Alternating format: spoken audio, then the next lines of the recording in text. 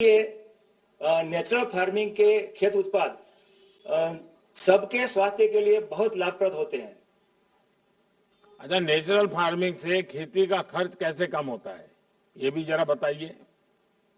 Sir, natural farming जो है वो गाय आधारित खेती है, जिसमें एक गाय से 30 एकड़ की खेती हो सकती है। इस खेती में मुख्य 4 आयाम है।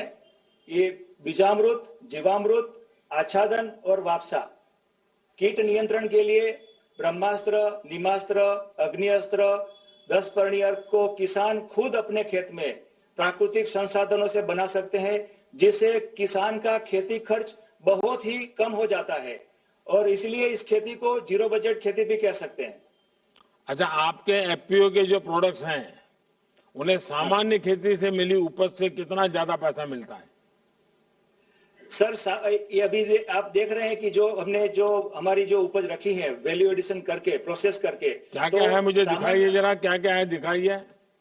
सर, ये हमने जैसे नींबू का अचार बनाया है, फिर बाद में ये जो मक्का है, मक्का का भी ये जो अपना वैक्यूम प्रेस करके वैक्यूम पैकिंग किया हुआ है, फिर ये जो हल्दी को प्रोसेस करके रखा है, ऐसे सभी जो ये तेल निकाला है, जो कच्ची घानी से तेल निकाला है मूंगफली का, ये सब्जी, कोई सब्जी भी नजर आ रही है बगल में कुछ। हाँ, तो ये सब्जी भी है। जो साबरकांठा में जो किसान सब्जी करते हैं, तो वो सब्जी का भी सीधा उपभोक्ता तक पहुंचाने का काम करते हैं।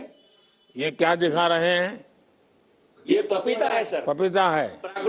ये 3 किलो 700 का खेत का है। 3 किलो 700 ग्राम का ये प्राकृतिक पपीता है। अच्छा, जो लोग कहते हैं कि इसको पोषक तत्वों के लिए केमिकल फर्टिलाइजर जरूरत होती है, ये सर नहीं होता है कि ये प्राकृतिक संसाधनों से इसकी जो है उपजवार जो है कोई कम नहीं होती है। अच्छा, इसका बिजनेस मॉडल क्या है, व्यापारिक गतिविधियां क्या है?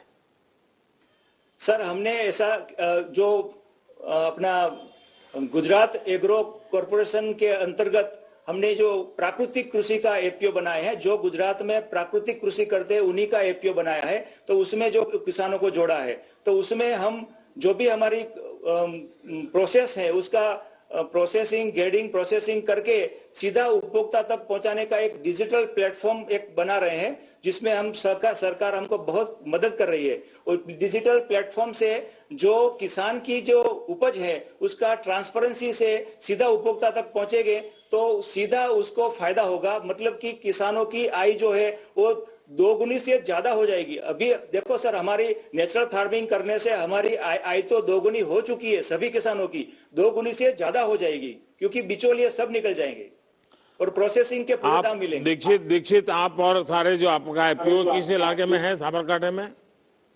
साबरकांठा में सर हमने पूरे अपना खेड़रोमा से लेके पूरा प्रांतिक तक के सभी किसानों को जोड़े हैं। अभी मेरे साथ जो बैठे हैं वो सभी वही किसान हैं।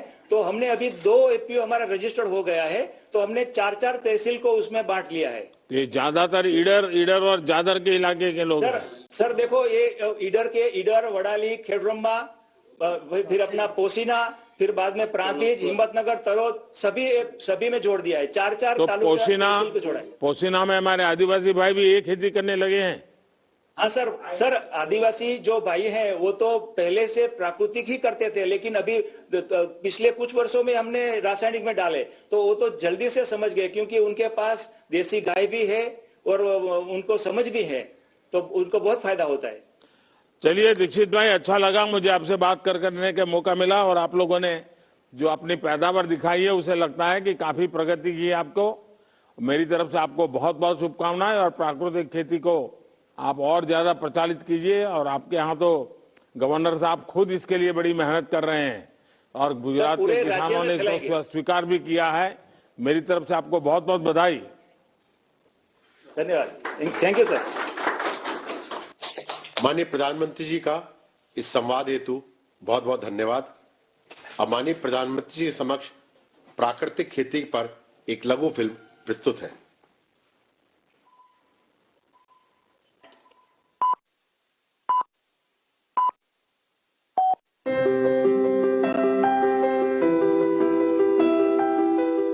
माता भूमि पुत्रो हम पृथिव्याः, अर्थात धरती हमारी माता है और हम उनके पुत्र।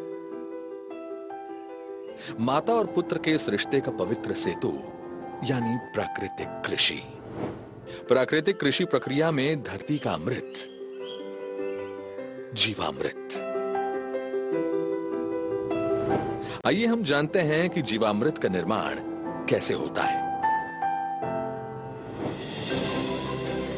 प्रयोगों से पता चला है कि 10 किलोग्राम गोबर के साथ गौमूत्र, गुड़ एवं 2 दले चीजों का आटा या बेसन आदि मिलाकर यदि उसका प्रयोग किया जाए तो चमत्कारिक परिणाम मिलते हैं, जिसका नाम रखा गया जीवामृत। जीवामृत निर्माण के लिए जरूरी सामग्री देखते हैं। 10 किलोग्राम देसी गाय का गोबर, 8 से 10 लीटर देसी गाय का मूत्र, 1.5 से 2 किलोग्राम गुड़, 1.5 से 2 किलोग्राम बेसन, 180 लीटर पानी, मुट्ठी भर पेड़ के नीचे की मिट्टी। आसानी से उपलब्ध इन सामग्री से जीवामृत बनाने की विधि भी इतनी सरल है कि कोई भी किसान इसे अपने आप बना सकता है। इन सामग्री में से गुड़, बेसन एवं गोबर को पानी या तो गौमूत्र का उपयोग करके ठीक से मसल कर लिक्विड जैसा बना लें। अब इन सामग्रियों को एक ड्रम में डालकर उसे लकड़ी के एक डंडे से घोलना है। ठीक से घोलने के बाद जीवामृत बनने के लिए 2 से 3 दिन तक छाया में रख देना है।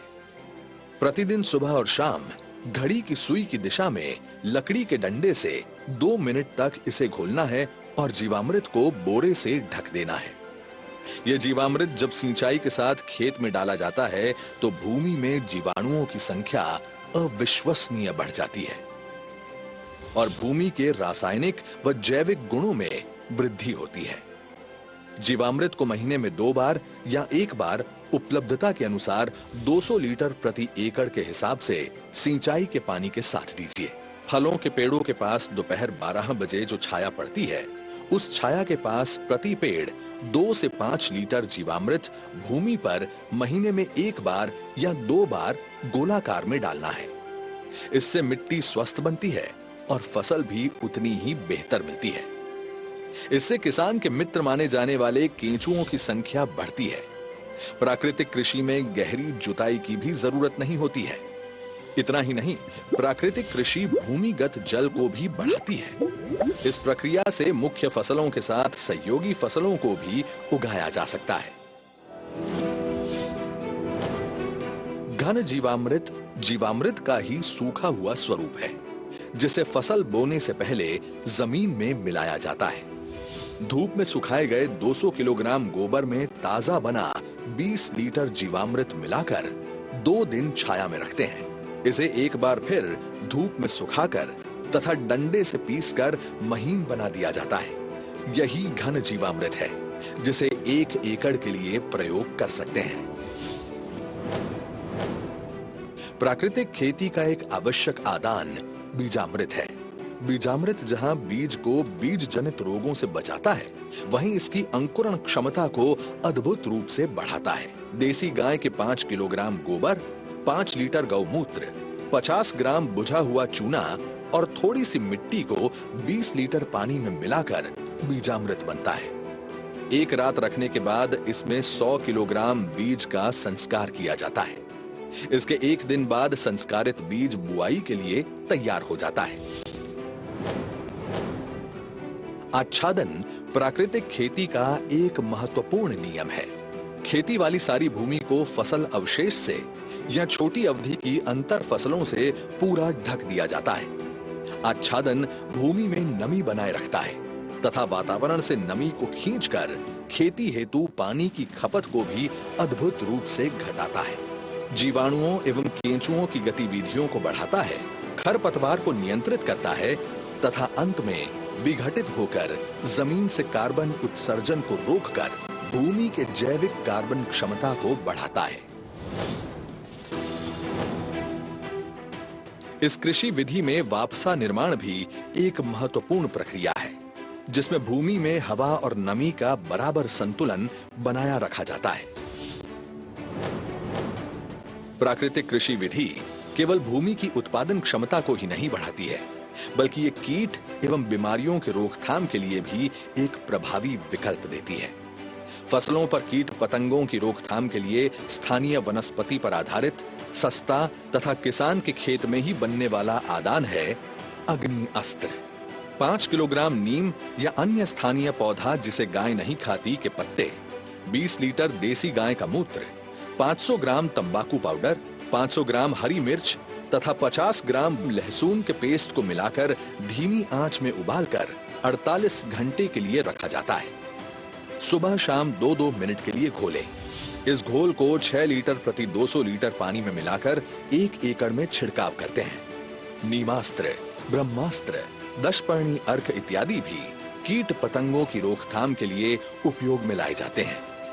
इसी तरह खट्टी लस्सी, कंडी, सौठास्त्र इत्यादि प्रभावी रूप से विभिन्न बीमारियों के निवारण के लिए प्रयोग में लाए जाते हैं।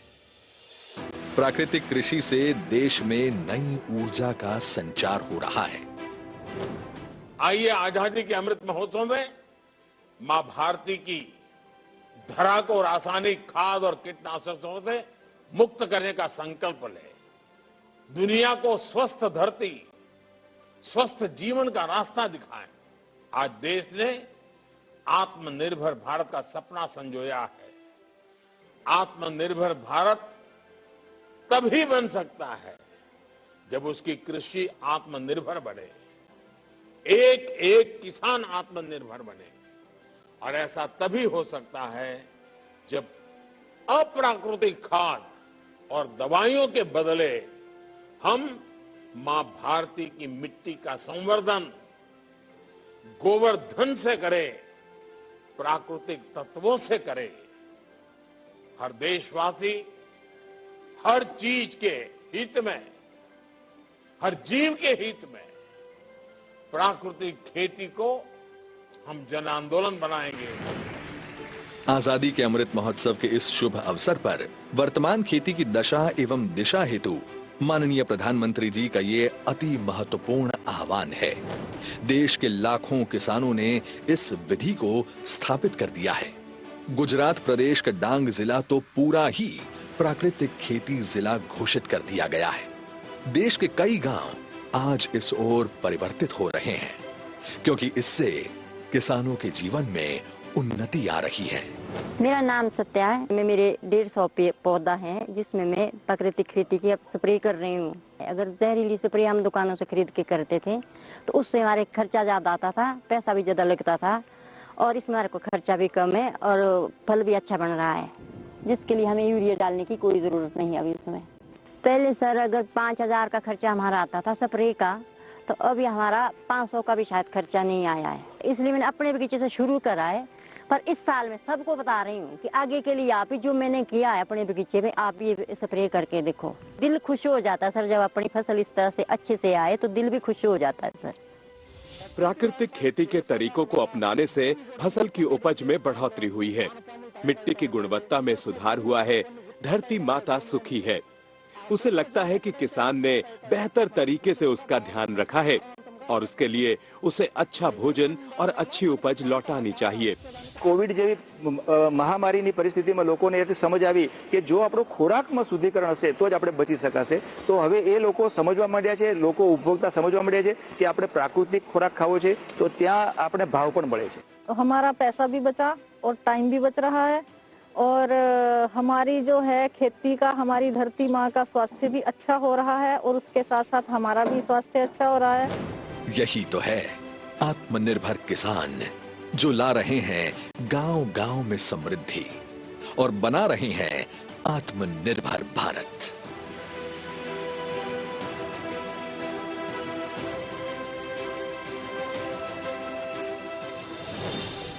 प्राकृतिक कृषि, आत्मनिर्भर भारत के आत्मनिर्भर किसान की खुशी। अब आज के शुभ अवसर पर माननीय प्रधानमंत्री जी से देश को संबोधित करने का सादर अनुरोध है।